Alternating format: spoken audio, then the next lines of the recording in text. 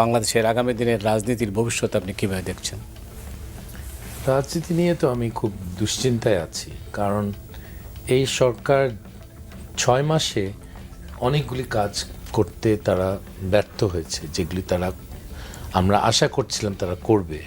বিশেষ করে বিশ্ব বিখ্যাত একজন মানুষকে সরকার প্রধান দেখে আমরা সবাই, সত্যি কথা বলতে, আমরা খুব খুশি ছিলাম, আমরা গর্বিত ছিলাম যে প্রফেসর মোহাম্মদ ইউনূস, যার নামটা সারা বিশ্বে চিনে, সে আমাদের দেশের প্রধান।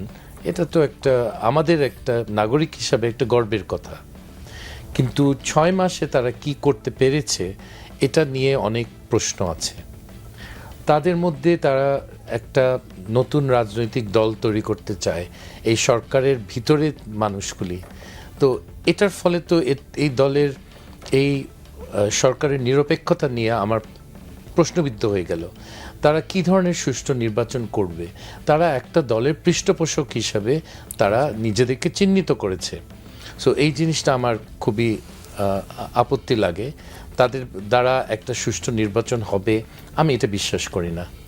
2 নম্বর, তারা দেশটাকে দুর্নীতি থেকে বাঁচাবে, কিন্তু এখন যেটা শোনা যাচ্ছে আমরা সবাই এই ব্যাপারে আতঙ্কিত যে দুর্নীতি তো কমেনি, আগের দুর্নীতি ধরা হয়নি, এবং দুর্নীতি যেভাবে পোষণ করা হয়েছে এটা সব নাগরিকরা এটাতে উত্তেজিত। একটা প্রজন্ম, আমাদের ছাত্র সমাজের একটা গ্রুপ, তাদের নিয়ে আমাদের সবার অনেক আশা ছিল যে তারা দেশের একটা বিরাট একটা অ্যাসেট হয়ে দাঁড়াবে একদিন, তারা দেশের নেতৃত্ব দিবে, তাদের মধ্যে আদর্শ, তাদের মধ্যে সততা, সব কিছু নিয়ে আমাদের আশা ছিল। কিন্তু আমরা এই ব্যাপারে আশাভঙ্গ হয়েছি।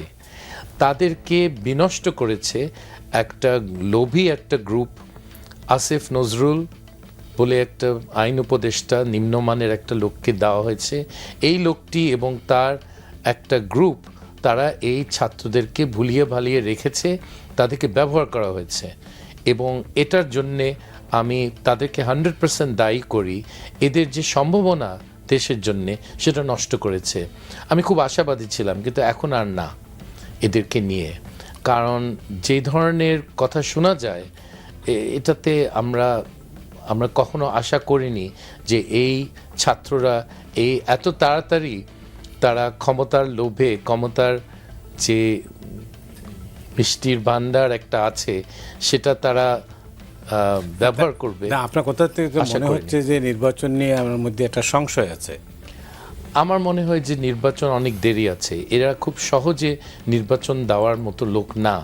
যারা জীবনে কোনো নির্বাচন জিতে একটা আসন জেতার মতো যাদের ক্ষমতা নাই, তারা কেউ ডিপোজিট রাখতে পারবে না। আমি চ্যালেঞ্জ করছি, যারা এখন উপদেষ্টা বেশিরভাগই, তাদের মধ্যে সবাই হয়তো একটা ডিপোজিট রাখতে পারবে না।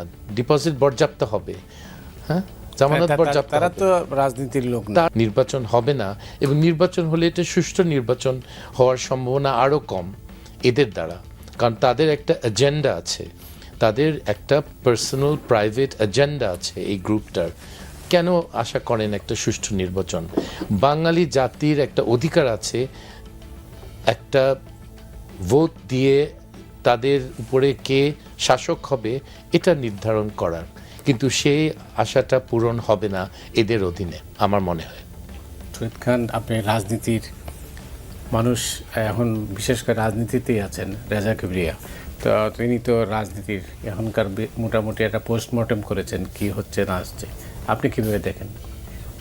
না, আমি ওনার সাথে মানে পুরোপুরি একমত যে এই যে সরকারের কাছে মানুষের অনেক প্রত্যাশা ছিল, এবং উনি তো বললেন যে নোবেল লরেট ডক্টর ইউনূস যখন দায়িত্ব নিতে চাইলেন তখন লক্ষ কোটি মানুষের মধ্যে কিন্তু একটা স্বপ্ন দেখলো মানুষ যে ঠিক আছে, আমরা এই যে দুঃশাসন, গণতন্ত্রহীনতা, গুম খুন, লুটপাট, দুর্নীতি, এত কিছুর পরে নিশ্চয়ই এমন একটা পরিবর্তন আমরা দেখতে পারবো যে পরিবর্তনের মধ্য দিয়ে আমরা একটা নতুন যুগে প্রবেশ করব, যে আমাদের যে অধরা স্বপ্ন 1971 সালের মুক্তিযুদ্ধ থেকে, মুক্তিযুদ্ধ তো একটা স্বপ্ন নিয়ে আমাদের লক্ষ কোটি মানুষ রক্ত দিয়েছে, যুদ্ধ করেছে, তো সেখানে নিয়ে একটা স্বপ্ন ছিল মানবিক, গণতান্ত্রিক, অসাম্প্রদায়িক একটা বাংলাদেশ। 90-এ একই স্বপ্ন, গণতান্ত্রিক, মানবিক, অসাম্প্রদায়িক, বৈষম্যহীন বাংলাদেশ, একই স্বপ্ন কিন্তু 24-এ। সুতরাং মানুষের আশায় বুক বাঁধলো যে তাদের মধ্য দিয়ে তাদের স্বপ্নগুলো কিছুটা হলেও পূরণ হবে।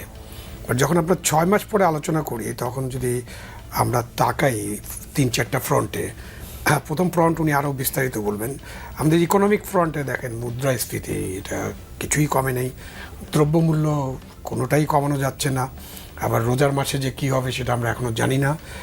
আপনার বেকারত্ব, সেখানে কোনো বড় কোনো নিয়োগ হচ্ছে না, আইন শৃঙ্খলা পরিস্থিতি খুবই মারাত্মক নাজুক অবস্থা আছে, এবং আমাদের চোখের সামনে মবক্রেসি প্রতিষ্ঠিত হয়ে যাচ্ছে, এবং মবক্রেসিকে ঠেকানোর মতো আমাদের সক্ষমতাই নাই নাকি আমরা ইচ্ছা করে মবক্রেসি ঠেকাচ্ছি না, নাকি আমরা ইচ্ছা করে মবক্রেসি জন্ম হতে দিচ্ছি।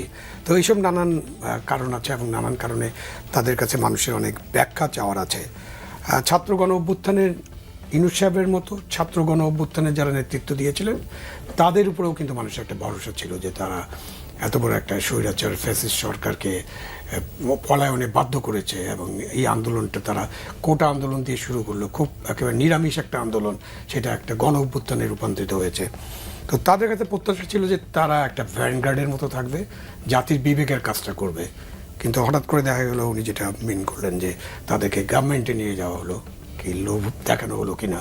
3 জন এখন গভর্নমেন্টে আছেন, এবং তাদেরকে দিয়ে একটা রাজনৈতিক দল করার চেষ্টা হচ্ছে। এবং সবচেয়ে বড় জিনিস হচ্ছে ডক্টর ইউনূস ড্যাভোসে যখন পডকাস্ট করলেন ফিনান্সিয়াল টাইমসের সাথে, তখন আকাঙ্ক্ষা সেটা তিনি প্রকাশ করলেন, এবং ছাত্রদের তিনি উৎসাহিত করছেন, এরকমটা বললেন। তো এখন ছাত্ররা রাজনৈতিক দল করবে, আর অন্তর্বর্তীকালীন সরকারের প্রধান তাদেরকে উৎসাহিত করবে, সেটা তো তার যে নিরপেক্ষতা, মানে অন্তর্বর্তীকালীন সরকারের কাছে প্রত্যাশাটা কি, আপনি দল নিরপেক্ষ, রাজনীতি নিরপেক্ষ হিসাবে বাংলাদেশের যে সমস্যাগুলো ছিল, যে সমস্যার কারণে গণ অভ্যুত্থান, সেই সমস্যাগুলো দূর করার চেষ্টা করবেন। সব সমস্যা ওনারা সমাধান করে ফেলতে পারবেন তো এটা তো নয়।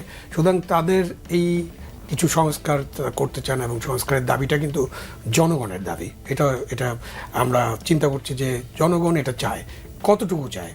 আমাদের একটা ভালো নির্বাচন দরকার, এবং ভালো নির্বাচন, উৎসবমুখর নির্বাচন, ভয়ভীতিহীন পরিবেশে একটা নির্বাচন, যেখানে জনগণ তার ইচ্ছে মতো ভোট দিতে পারবে, ভোট কেন্দ্রে যেতে পারবে, এবং ভোট কেন্দ্র থেকে ফিরে আসতে পারবে ইন ওয়ান পিস, এবং ভোট কেন্দ্রে ভোট গণনা হবে, সেখানে ফলাফল ডিক্লেয়ার করা হবে। এই ফলাফল কোনোভাবেই পরিবর্তন করবে না কোনো লেভেলে, না রিটার্নিং অফিসার লেভেলে, না নির্বাচন কমিশন লেভেলে, না আপনাদের মিডিয়া লেভেলে, এটা হবে না।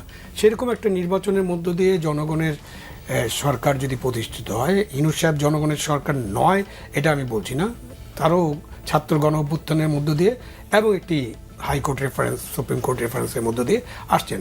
সেখানে একটা লিগালি আমরা অনেক বিতর্ক করতে পারি, বাট তার একটা লিগালিটি আছে। বাট কতদিনের জন্য?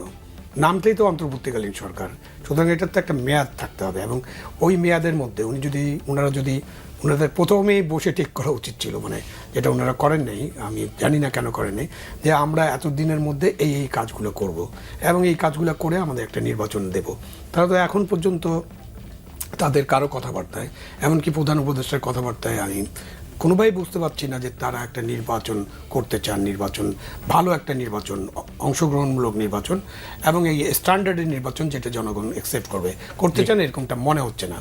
গতকাল বিএনপির একটা প্রতিনিধি দল দেখা করলো, তারপরে ওনারা বাইরে আসার পর তো প্রেসের সামনে নানান কিছু বলল। তো আমার রাতের বেলা একজন বিএনপি নেতার সাথে কথা হচ্ছিল, ওনারা বললেন যে ইউনূস সাহেব তো ডিসেম্বরে নির্বাচন দেবেন।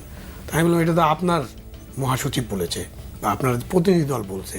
আমি তো এখন ইউনূস সাহেবের কাছ থেকে, বা তার যে খুব ক্ষমতাশালী একজন প্রেস সেক্রেটারি আছেন, তার মুখে তো আমি এখন পর্যন্ত নির্বাচনের ব্যাপারে একটা লাইনও শুনিনি। তো সো এটা কি, এটা ডিসেম্বরে নির্বাচন হবে? ভুলটা আসলে কোথায়? জি, ইউনূস সাহেবের ভুলটা কোথায় আসলে?